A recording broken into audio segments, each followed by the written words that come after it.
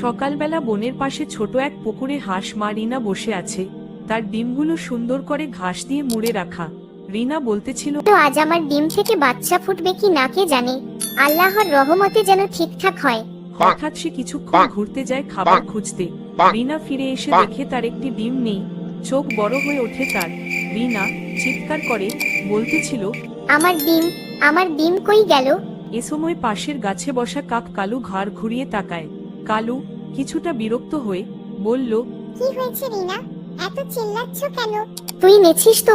আমি তোর চোখে একটা কুচিন্তা দেখছি কালু। তুই আমাকে সন্দেহ করছিস? আমি চোর? আমি যদি চোর হই তাহলে এই বনের কারো বন্ধু না। রিনার কান্না শুনে ব্যাং টুংটুং আর পাখির বাচ্চা কিকি চলে আসে। টুংটুং ব্যাং বলল, কি হয়েছে, এত কান্না করো কেন? আমার একটা ডিম হারিয়ে গেছে, কালু চুরি করছে হয়তো। কিকি বলল, না না, কালু তো এখানে বসেই ছিল সকাল থেকে, আমি দেখেছি।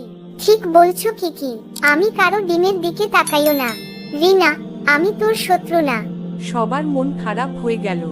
রিনা নিঃশ্বাস ফেলল, কিন্তু সে এখনো নিশ্চিত নয় ডিম কোথায় গেল।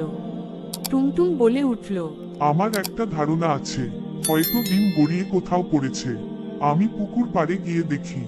টুংটুং লাফাতে লাফাতে চলে গেল পুকুর পাড়ে।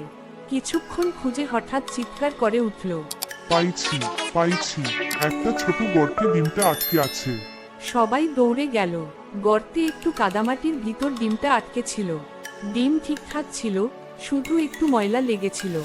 রিনা খুশিতে বলে উঠল, আলহামদুলিল্লাহ, আমার ডিম ফিরে পেয়েছি। টুংটুং তুমি না থাকলে আমি কি করতাম?